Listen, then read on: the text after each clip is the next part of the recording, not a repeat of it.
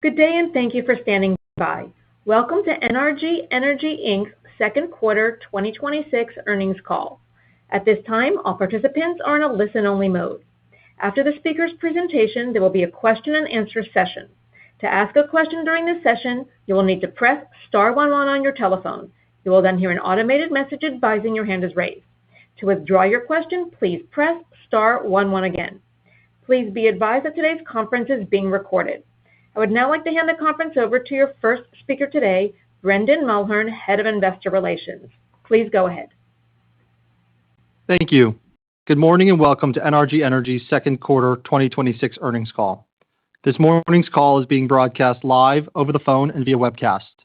The webcast, presentation, and earnings release can be located in the investors section of our website at www.nrg.com under presentations and webcasts. Please note that today's discussion may contain forward-looking statements, which are based upon assumptions that we believe to be reasonable as of this date. Actual results may differ materially. We urge everyone to review the safe harbor in today's presentation, as well as the risk factors in our SEC filings. We undertake no obligation to update these statements as a result of future events, except as required by law. In addition, we'll refer to both GAAP and non-GAAP financial measures. For information regarding our non-GAAP financial measures and reconciliations to the most directly comparable GAAP measures, please refer to our earnings release and the non-GAAP reconciliations and supplemental data file located in the investors section of our website. With that, I will now turn the call over to Robert Gaudette, NRG's President and Chief Executive Officer. Good morning, and thank you for joining us. From the beginning, we've been focused on serving the next wave of power demand the right way. For the largest new loads, new demand should be matched with new generation, with the customer supporting the investment. That's how growth at this scale should work. It protects existing customers, strengthens the grid, and creates durable value for the communities we serve and for our shareholders. The developments in Texas over the last 24 hours reinforce why that approach matters. States want the economic growth that data centers can bring, but they also expect new demand to bring new supply, support the infrastructure it requires, and strengthen, not strain, the power systems and the communities that make it possible. The environment has changed. Our strategy has not. In fact, the direction of policy is moving toward the model we've been building from the beginning. We have the commercial structure, the equipment, and the capabilities to deliver it at scale. Today, we'll walk you through the commercial framework we are pursuing, the 1.2 gigawatt project advancing under it, and the broader opportunity in front of us. We are aligned on the principal commercial terms with the leading global cloud and AI hyperscaler, including their capital commitment to support 1.2 gigawatts of new generation in Texas, with the potential to expand to 2.4 gigawatts. This is expected to be our first bring your own power project and reflects our strategy for large load growth. We believe it should be the industry standard, supporting economic growth, meeting our customers' expanding power needs, and protecting families and small businesses. The commitment will be long-term. The credit quality is strong. The economics support both the investment and our targeted return. This is disciplined growth at meaningful scale, structured around a large investment-grade customer and a clear path to do more. We also delivered solid second quarter results and are reaffirming our 2026 financial guidance. Bruce will cover the quarter in detail. As I mentioned, we're advancing a 1.2 gigawatt project in Texas with a leading global cloud and AI hyperscaler. We're aligned on the principal commercial terms, with negotiations and remaining land-related matters progressing in parallel. The customer has made a financial commitment to advance the project. Importantly, the project is designed to bring more new generation to Texas than the data center is expected to require. We believe its design positions it well to meet the state's power and reliability objectives. Any final investment decision will be subject to the customary conditions, including required internal approvals. These are highly complex transactions with work to be done, but we're confident in the way we've structured and what we expect to deliver with our partner. NRG plans to develop, own, and operate the new combined cycle gas plant. The facility is planned to support a 1 gigawatt data center load with additional Texas development opportunities that could expand the relationship to as much as 2.4 gigawatts.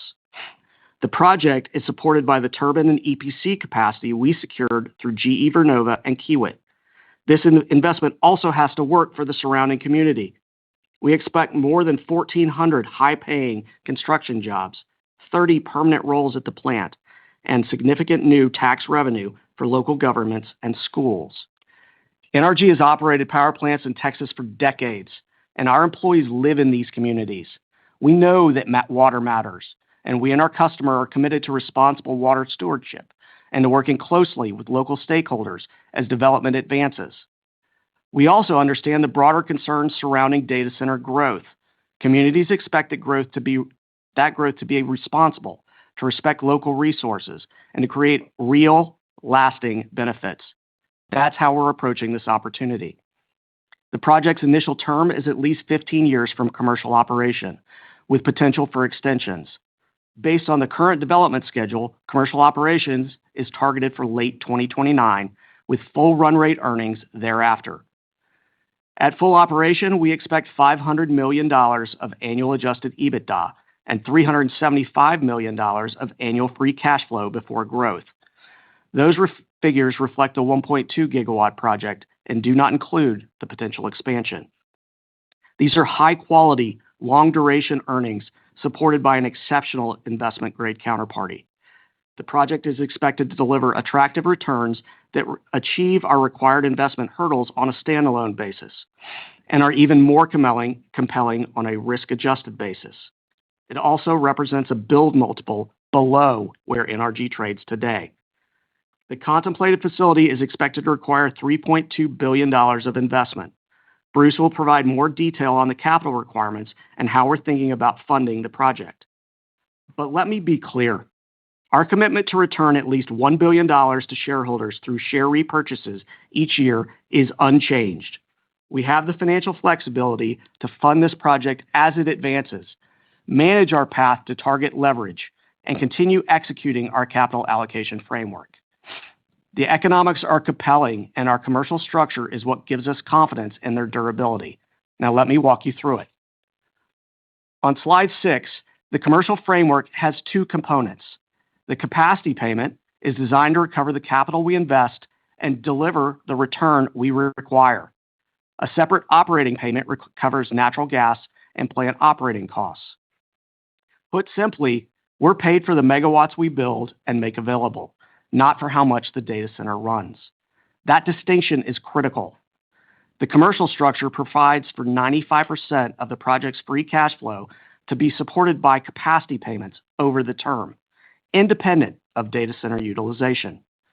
Fuel and operating costs are recovered separately, and the customer's commitment will be supported by an investment-grade parent guarantee. The result is durable, visible cash flow. Our return is established upfront and is not dependent on merchant power prices or natural gas prices. The more important point is that this structure is not unique to one project. We do not need to reinvent the model each time. The customer, location, and project size may change, but the fundamentals remain the same. The commercial structure supports the investment, NRG develops, owns, and operates the generation, and the economics are established before construction begins. What differentiates NRG is our ability to bring the full solution together. We provide an integrated path to power, from bridge solutions through permanent combined cycle generation, with the flexibility to operate in island mode, grid connected, or transition between the two. Pairing generation with a load can also reduce the amount of incremental transmission infrastructure required to serve that demand, another important benefit of the BYOP model. We also bring the in-house capabilities to develop, engineer, interconnect, commission, and operate the assets across their full life cycle. That gives the customer one experienced partner accountable from initial design through decades of operation. It reduces handoffs and helps lower execution risk across a highly complex power development. We've built those capabilities over decades and are proving them today. Our 1.5 gigawatt Texas Energy Fund portfolio remains on track, including T.H. Wharton, which we delivered on time and on budget. We moved early to secure both turbine and EPC capacity through GE Vernova and Kiewit, giving us the equipment and the execution capability required to continue building at scale. Few companies can bring all of those elements together. I am proud to say that NRG can. That is why this opportunity came to us and why we're positioned to do it again. On the next slide, the market setup is increasingly compelling. Across ERCOT and PJM, projected demand growth is materially ahead of the supply currently expected to come online. We do not need every forecasted project to materialize for both markets to require substantial new generation. That imbalance is changing the market. Customers need executable power solutions. Policymakers are pushing growth towards customer-backed supply, and the value is moving toward companies with real development positions and the ability to deliver. Our BYOP framework answers the reliability and affordability concerns of elected officials and regulators. Our ability to design, build, own, and operate a power plant for decades is a differentiator for our solutions. We have a history of working in and living in the community. We are a responsible operator and community member. In today's world, that matters. That's where NRG is positioned today. Now, let me put the scale of the opportunity into perspective. The 1.2 gigawatt project discussed today is the first step in bringing the full potential into perspective. It represents the first 1.2 gigawatts of the 5.4 gigawatts of turbine and EPC capacity we've secured through 2032, with line of sight to the critical labor required to execute that build-out. Our broader development pipeline is more than twice the 5.4 gigawatts of capacity we have secured, with every turbine slot tied to an active customer discussion. Customers recognize the value and scarcity of the development position we have assembled and our technical expertise and capabilities. And as you'd expect, engagement across that pipeline continues to build. Potential capital partners also recognize the value of what we've assembled, providing additional pathways to advance the broader opportunity through capital-efficient structures while preserving balance sheet flexibility and continuing our disciplined and consistent return of capital to shareholders. We also have about 2 gigawatts of uprate opportunities across our PJM fleet. Together, that gives us a substantial runway to apply the model we just described. Let me be clear about how we will pursue that opportunity. We will not trade discipline for scale. Each project must stand on its own, meet our risk-adjusted return thresholds, and be supported by the commercial and credit protections appropriate to the capital we deploy. Combining the established base with the 1.2 gigawatt BYOP project creates an illustrative 2030 contracted free cash flow opportunity of $1.2 billion. For purposes of this illustration, we hold current capacity auction prices constant through 2033. That is an assumption, not a forecast of future auction outcomes. If we're successful in bringing this project to fruition, and I strongly believe we will be, then together with contracting the remaining new build opportunities and executing the uprates, the free cash flow supported by long-term agreements and capacity revenues can reach 95% of the midpoint of our company-wide 2026 free cash flow guidance by 2033. And that would only be one part of NRG. The rest of the business would continue to generate cash flow and create value alongside it. As a reminder, before any data center opportunities, our core business is expected to deliver 14+% adjusted EPS CAGR through 2030. That is the opportunity to materially expand NRG while fundamentally improving the quality of its cash flow.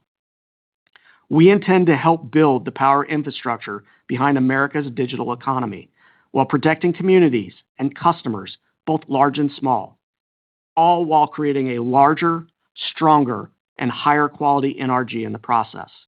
This is an important step. We intend for it to be the first of many. Bruce, over to you. Thank you, Rob. Turning to slide 10, NRG delivered a solid quarter with adjusted EBITDA of $1.2 billion, up $308 million or 34% from the prior year period. Adjusted net income was $315 million compared to $339 million a year ago, and adjusted EPS was $1.49 compared to $1.73. Free cash flow before growth was $1.025 billion, up $111 million year-over-year. This was our first full quarter with the portfolio we acquired from LS Power, and we are exceptionally pleased with the quality of the assets and the contribution they are making to the business. The year-over-year increase in adjusted EBITDA was driven primarily by the acquired portfolio, higher PJM capacity values, and continued growth in smart home. Adjusted net income and adjusted EPS were modestly lower as acquisition-related interest expense and D&A offset the higher EBITDA contribution. That is the expected near-term net income and EPS profile during the deleveraging period. As we reduce debt and associated interest expense, more of the portfolio's earnings contribution will flow through to EPS. Turning to segment results, Texas adjusted EBITDA declined $131 million year-over-year, primarily reflecting lower load and power prices. ERCOT Houston around-the-clock prices averaged $33 per megawatt hour during the quarter, 8% lower than last year, and well below our 2026 planning assumption of $52. With prices low and volatility limited, our fleet had fewer opportunities to run, and our commercial team had fewer opportunities to optimize the portfolio. East adjusted EBITDA increased $370 million year-over-year, driven primarily by the contribution from the portfolio acquired from LS Power. Energy margins from those assets did not fully realize the increase in PJM power prices because some pre-existing hedges were in place when we closed the transaction. Results also reflected higher supply costs in our retail businesses. One additional item in the East is Virginia's return to the Regional Greenhouse Gas Initiative, or RGGI. After we acquired the portfolio from LS Power, Virginia enacted legislation requiring the state to rejoin the program effective July 1.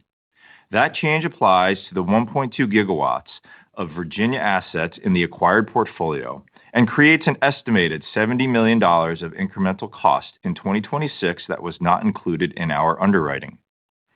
In the West, adjusted EBITDA increased $27 million year-over-year, primarily due to lower operating expenses following the expiration of a facility lease last year. Smart Home adjusted EBITDA increased $42 million, driven by continued customer growth and higher recurring service margin per customer. The business ended the quarter with 2.45 million customers, up 8% year-over-year, and continues to deliver growth well ahead of the pace assumed in our long-term outlook. With solid second quarter results, we are reaffirming our 2026 guidance ranges. Through the first half of 2026, softer load and power prices in Texas and higher regional power supply costs incurred during Winter Storm Fern have us tracking below the midpoint of the ranges.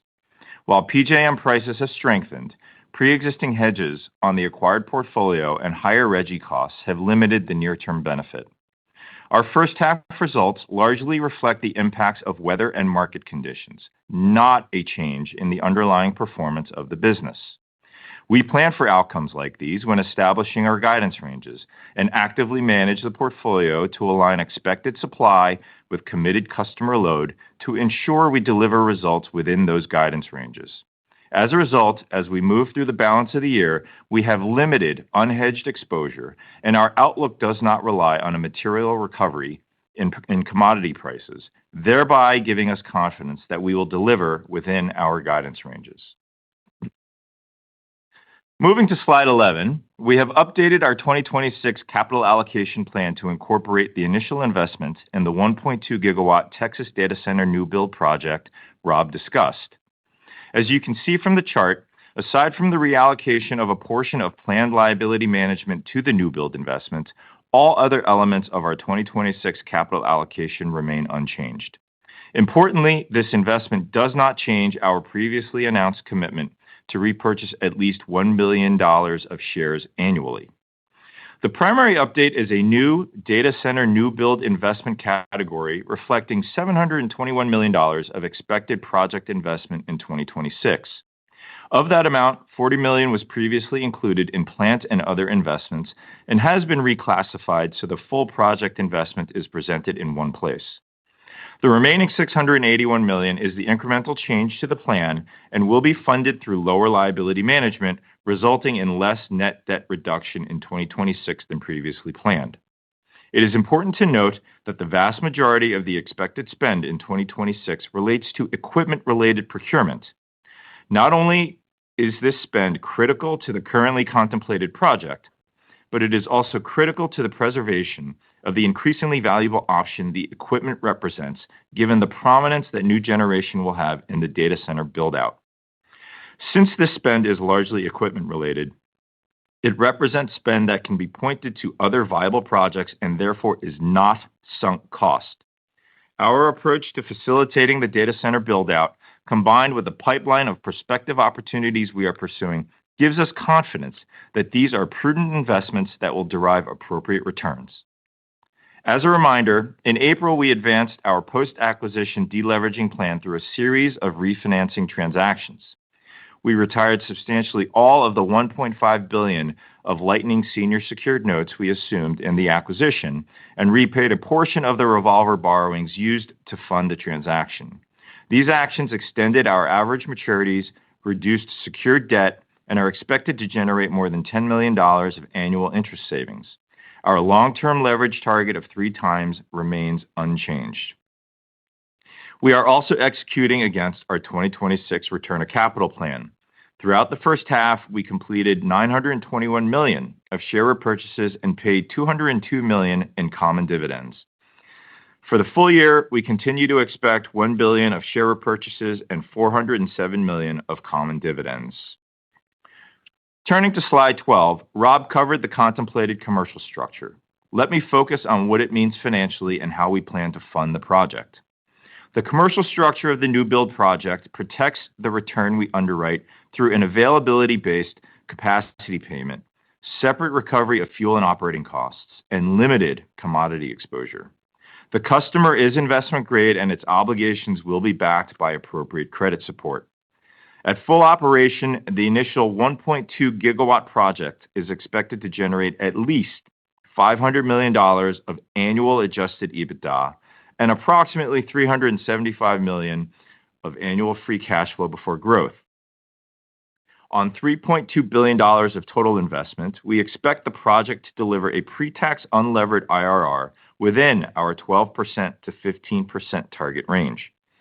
At the expected run rate EBITDA, that implies a build multiple of approximately 6x. These earnings are not included in the long-term framework we provided earlier this year. That framework, including our expectation for 14%+ adjusted EPS CAGR through 2030, is supported by the base business alone.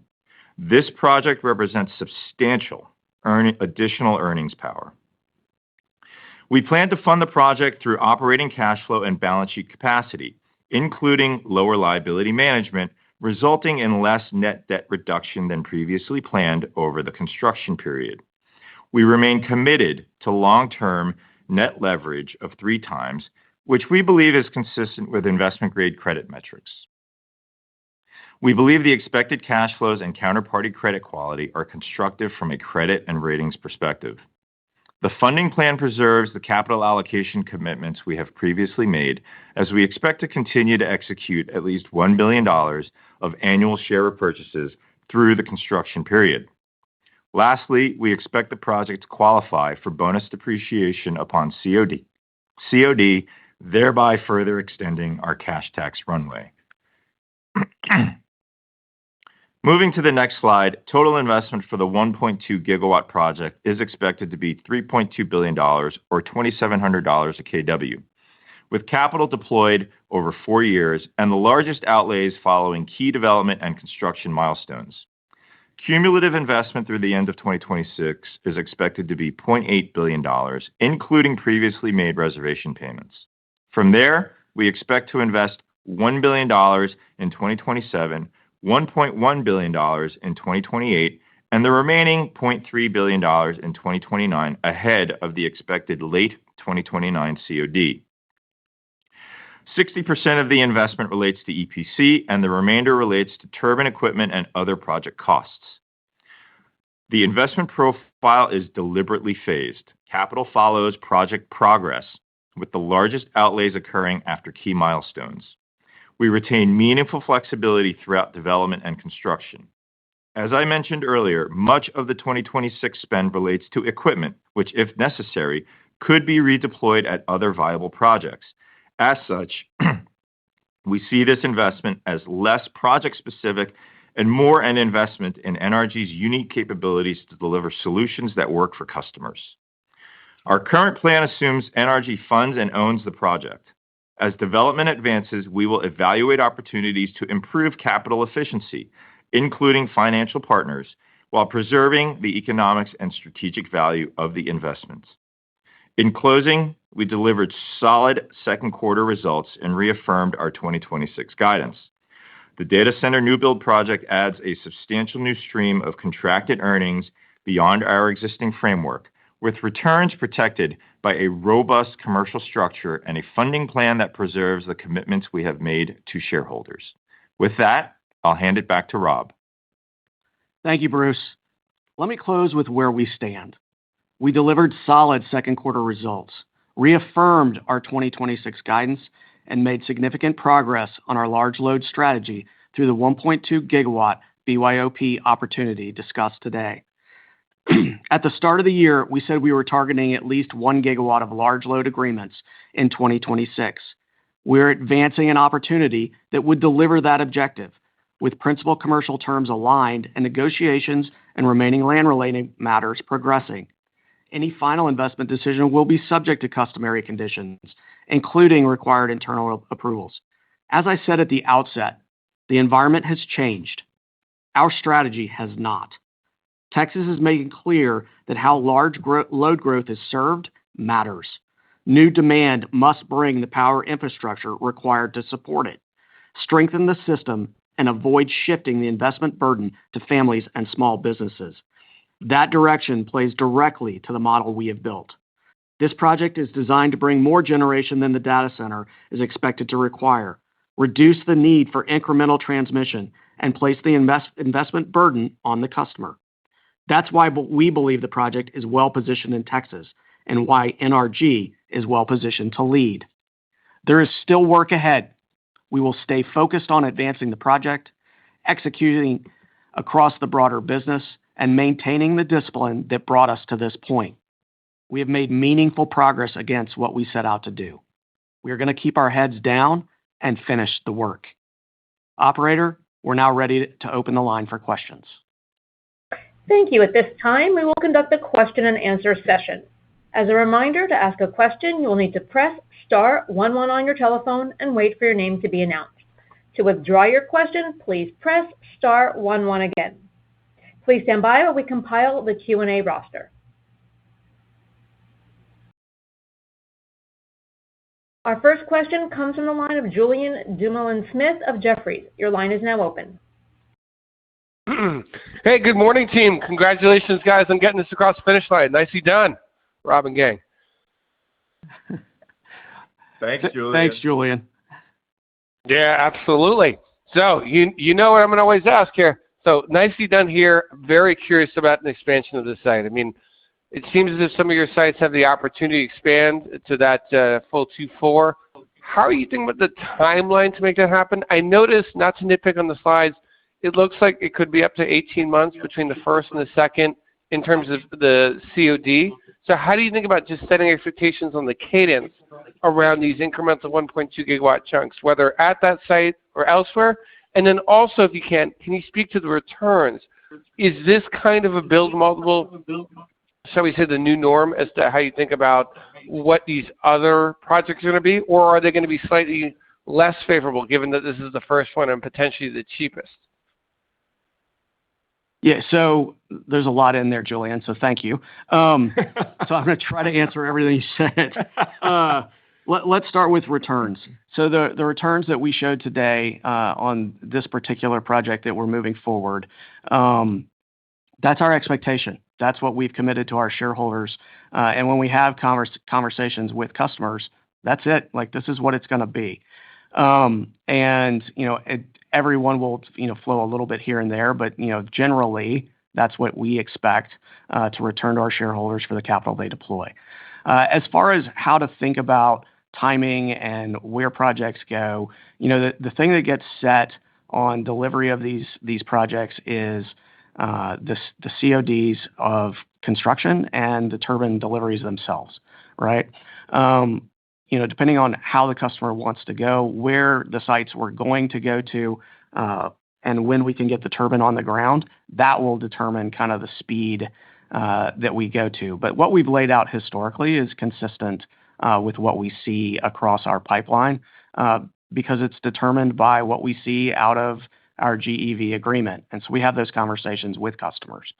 And then the last piece I would just in response to your statements, the one thing I would think about is, the 1.2 gigawatts on a site to expand to 2.4, that doesn't rule out taking 2.4 somewhere. That doesn't rule out 4.8 somewhere, right? As we talk to customers and we think across these turbines, we have multiple customers looking for multiple turbines. The project that we put forward today, and the one that we have the most alignment around, is at a site, right? But don't get tied up on trying to sort out where or how, because that's not the important part. What we're trying to get across is the commercial structure we put forward so that you guys can see how it works. And that is the conversation that we are having with every customer as to how we structure these deals because it's the right way to do it. We're working hard on it. We're not done, but we believe that this is an important piece of information for all of you guys to see. Hey, Julian, on the COD point, I'll just add, so this first one is late 2029. What we've said previously is the way that the GEV Kiewit structure is organized, you can assume, there's another block, so 1.2 to come on serially each year after the 2029 COD for the first one. Got it. Okay, so 12-month cadence. Nice. And then just a couple nuances. First, just with the contract duration, is that typically to complement the return, that duration is the new norm? And then also, how are you thinking about the Texas governor's announcement yesterday? Again, I know not necessarily specific and germane to this project per se, but how does that impact just the timeline as far as you're concerned? Okay, so on the contract duration, we've told you guys 15 to 20 years. This particular structure is 15. We're not going to go less than that, or I wouldn't expect to, because that would dramatically change the price to the customer. On the Texas governor's stuff, look, I understand where the politicians and regulators are in Texas, and I tried to make that point in this in our conversation. What I said earlier in my scripted remarks.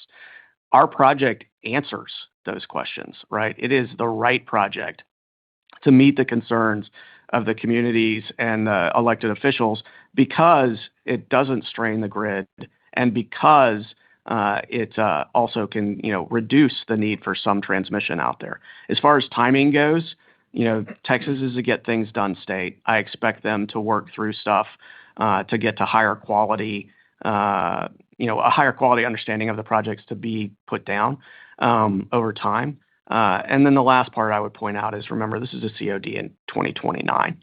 So I think we're okay. Yeah, indeed. Awesome. Thank you again, guys. Appreciate it. All right. Talk soon. Thanks, Julian. One moment for our next question. Our next question comes from the line of Shar Pourreza of Wells Fargo. Your line is open. Hey, guys. Good morning. Good morning. Good morning, Shar. Morning. Rob, can you maybe a little bit higher level, just elaborate on the actual progress that's being made and kind of what drove the confidence to announce the principal terms at this stage? So I guess what types of final approvals could be outstanding and when can those be expected? Thanks. Okay, so we'll address why we talked at all. It's important for our shareholders to understand both the structure of what we're pursuing, the strategy of how we're delivering on our GEV and Kiewit turbines. And we found that we were in a material place to have a conversation about progress so that each of you could understand where we're at. As far as things that are, what we've stated today, right? We are commercially aligned, meaning that we have they've seen the structure, they agree to the structure. We are close, and in close conversations every day about, specific timing or a piece of land or whatever those things are. The things that we're still subject to is we're still subject to negotiation. Moving forward is not done. And we will continue to push until we are, and we'll continue to have conversations with multiple customers until we are. And then it's obviously the required internal approvals and all of the things that go with that. The last thing I would say around timing, the next time we'll come back to you, Shar, is we're going to tell you when we have another material piece of information to talk about. I'm not going to set myself or the negotiation team up with a timeline to work against, but I feel very strongly that we will continue to push forward, and I believe that we will meet our objectives, both for the short term and the long term for this company. Got it. That's perfect. And then just lastly, just given some of the noise around collateral requirements that we're seeing and stuff, and can you just maybe elaborate a little bit on the counterparties? It's obviously investment grade, but is it triple B? Is it single A? Can you just maybe elaborate a little bit on the credit quality of the counterparty? Thanks. To quote my predecessor, no. I can see Larry right now shaking his head saying, don't answer that, Rob. Don't answer that. He is so happy with that answer. Investment grade, Shar. That's what you're getting. All right. I'll see you guys soon. Thanks. Thank you.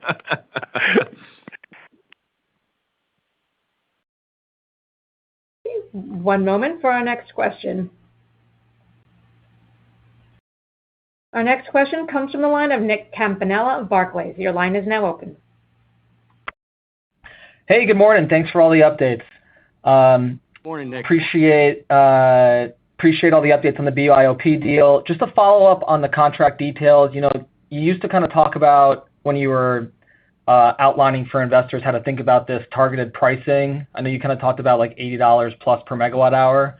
So just with the returns on the slide that you're looking at, and the CapEx cost being kind of a little bias higher since you've given that update, just is the PPA equivalent now north of 90, north of 100? Any comments there? I know it's kind of like a fixed capacity charge pass through, but how would you think about that? Thanks.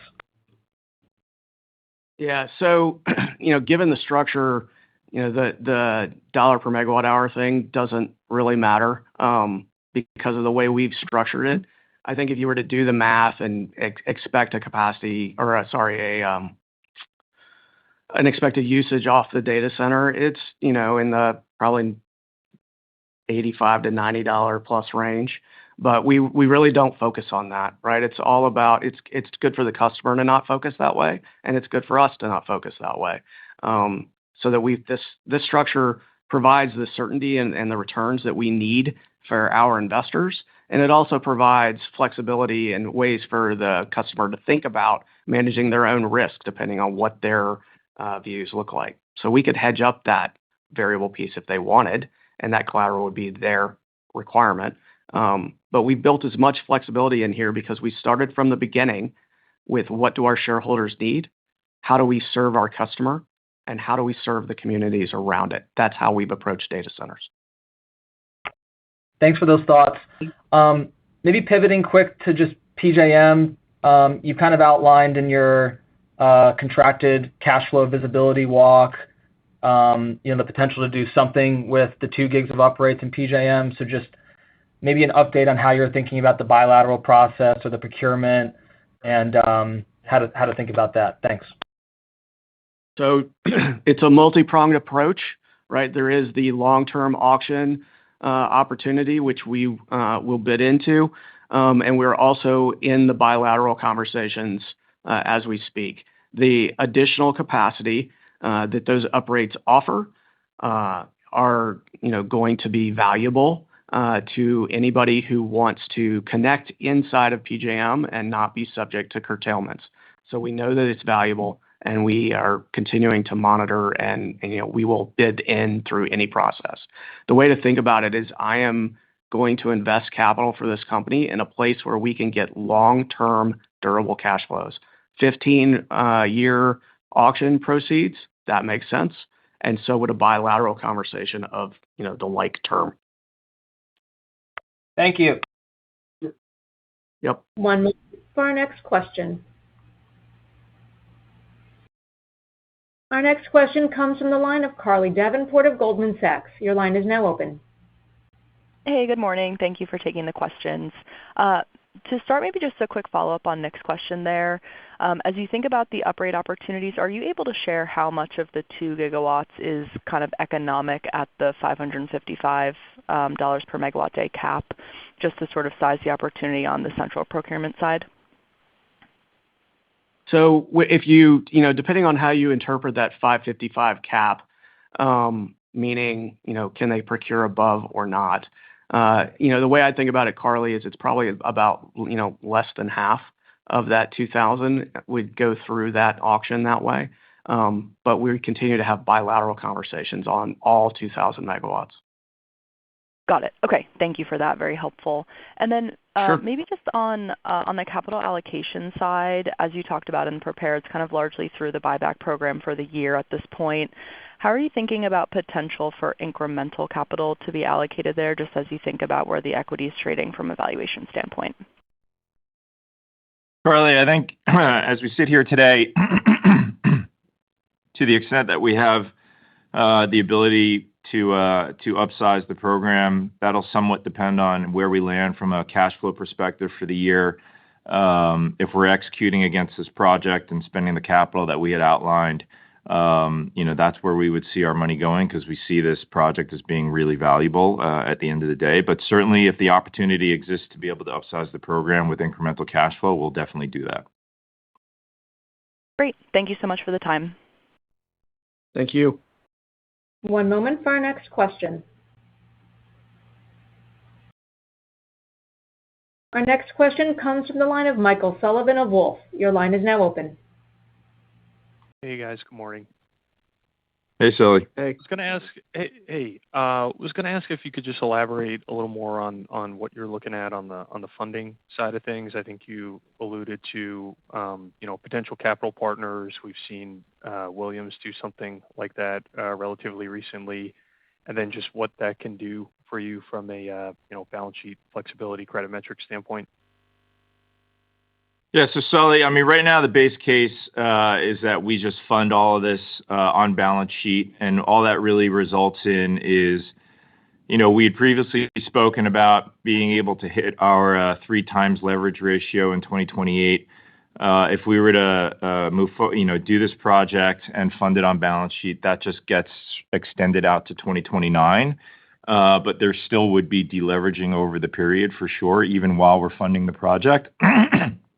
Obviously, if we pursue something that involves a partner, whether it be the Williams type structure or any other structure, and that creates some incremental capacity, then honestly, that probably provides for more opportunity to increase the annual buyback program more than anything else. Okay. And in terms of making that decision, is it just you need to leg into more of these agreements, or it's just irrespective of that, it's its own conversation? Making that decision is really just a function of having the concerted conversations with potential partners and coming up with a structure that we think makes a lot of sense for us economically. And so, we certainly intend to do that. Clearly, having the contract is important because the partners need to understand what they're theoretically investing into. And I think we're definitely getting to a point where those conversations can really start to happen in earnest. Okay, very helpful. And Rob, if you could just give us your latest thoughts on the ERCOT market pricing dynamic. I think people watching all-time peaks, limited volatility this year, but then at the same time, a lot of folks following this batch process, which seems to have a lot of load coming, but forward's not really reacting. Curious, you think what's kind of driving the pricing action there?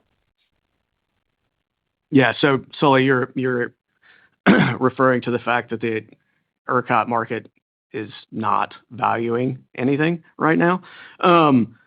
prices are low. They're low out the curve. People thought that maybe some announcements around batch would have driven those curves up. But what we've seen in markets over the last couple decades is until it's real, it's not.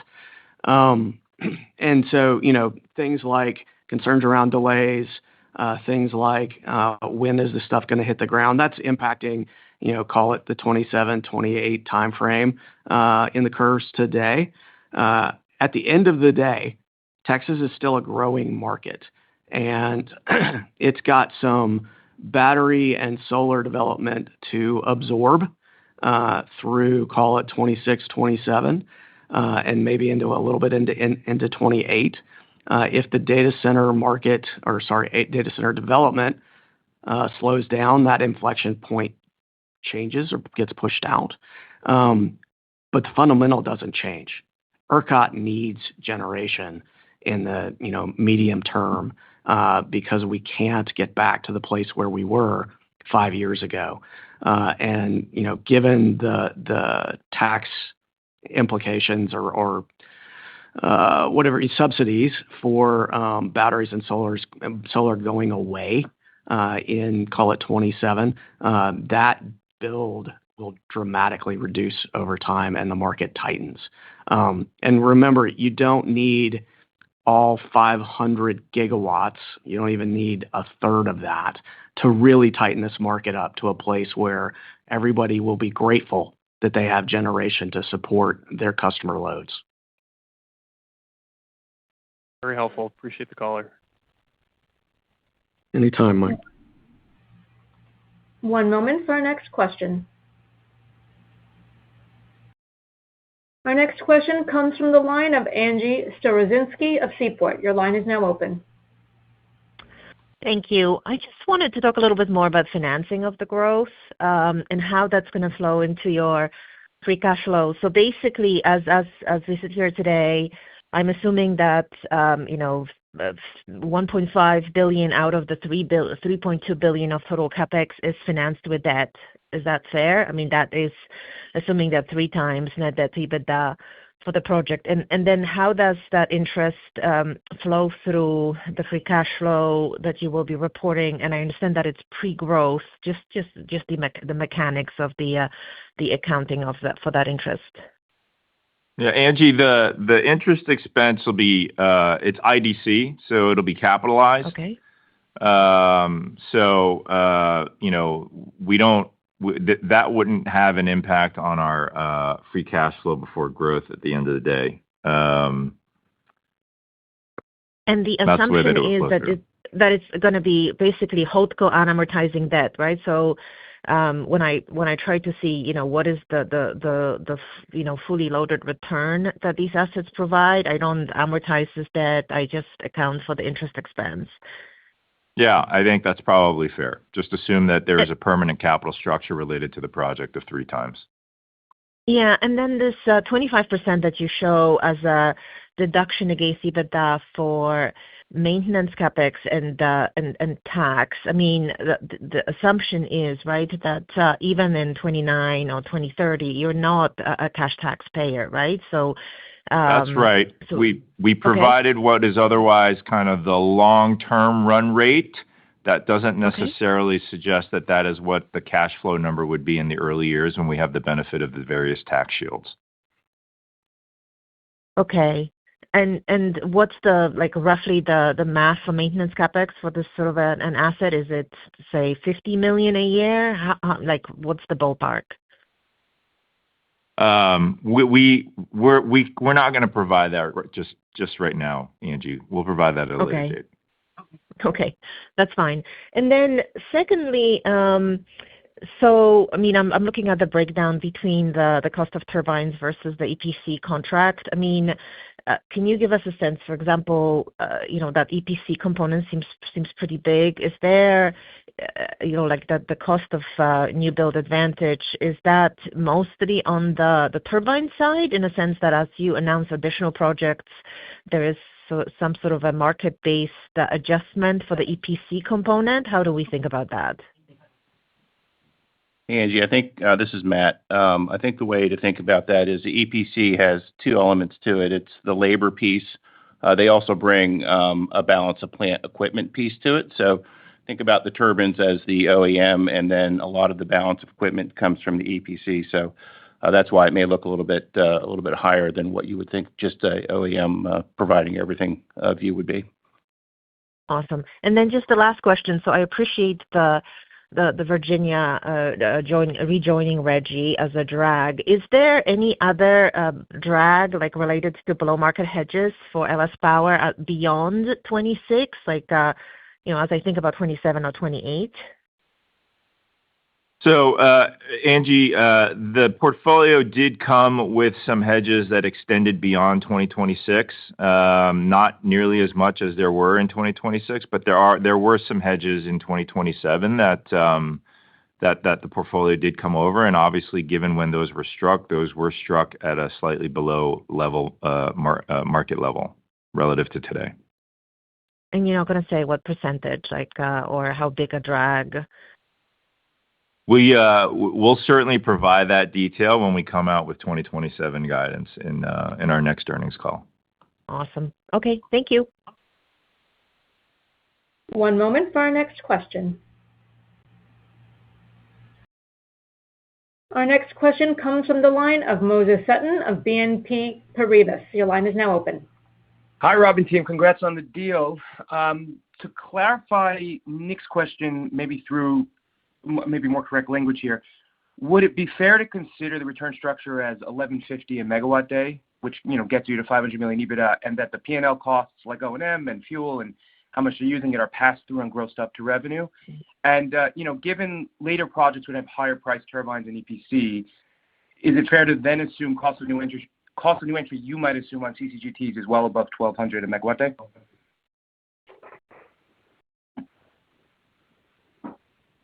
You want to take that? Moses, we are not going to comment specifically on any of the specific terms of the contract. You've obviously done the math, and depending on where you want to come out, we are squarely looking at a project that is within that 12 to 15% return. And so, however that comes out in terms of your math, then that's what you should run with. But we're not going to comment specifically on that. And Moses, on the future, just to be clear to answer your question, but also for clarity everywhere. If the cost of the build goes up over time, our expectations of return on your cash flow or on your investment don't change, right? So we will, and we have open conversation with customers about that. We will always sign deals inside of our 12 to 15% hurdles, always. Got it. Very helpful. And on that annualized capacity payment, does it simply switch on at COD, or is it a multi-year staged ramp as the data center is ramping its own site, plus the data center's utilization? It switches on immediately upon COD. Excellent. Thanks for taking my questions. Sure. One moment for our next question. Our final question comes from the line of Nick Amicucci of Evercore ISI. Your line is now open. Hey, Rob. Hey, Bruce. Thanks, and good morning. Just wanted to get sense to Bruce, just kind of where we get confidence on kind of the 2026 guidance, and where we can kind of shake out, just given that we kind of have obviously more subdued prices in ERCOT. And then kind of the benefit that you could see in PJM there. Yeah. So Nick, I mean, obviously, as we said in the prepared remarks, given kind of where the first half has landed, we would probably forecast ourselves to be in the below the midpoint of the guidance range, but we still feel confident that we'll be within guidance range. And a lot of that confidence is really based on where we see the current fleet being hedged for the balance of the year, which is pretty much substantially hedged for the balance of the year, and then how that gets layered on top of how we've matched our supply and committed load. And most of the committed load that we would have expected for the year has essentially been acquired or set up. And so therefore, that's the sort of visibility we have with respect to earnings and margins for the balance of the year. Great. And then just as we think about the uprate opportunity in the PJM, so those 2 gigawatts, I know you had said, roughly half we could think about in the RFP. But when we think about that kind of CT to CCGT conversion, just what's kind of like the rule of thumb if we're thinking about that relative to from a bill cost relative to the $2,700 on the greenfield side? Lower and faster. Got it. That is as clear as it can get. All right. Thank you, guys. All right. This concludes the question and answer session. I would now like to turn it back to Rob Gaudette for closing remarks. Thank you. And thanks everyone for joining us this morning. We're pleased with the quarter and with the progress we outlined today. We will always be disciplined with the allocation of your capital. The update reinforces why we believe BYOP is the right model for serving large load growth, bringing new supply alongside new demand, strengthening the grid, and protecting existing customers. There is work ahead, but we're executing well and remain confident in the opportunity and our ability to create long-term value for shareholders. Thank you again for your time and for your interest in NRG. Thank you for your participation in today's conference. This does conclude the program. You may now disconnect.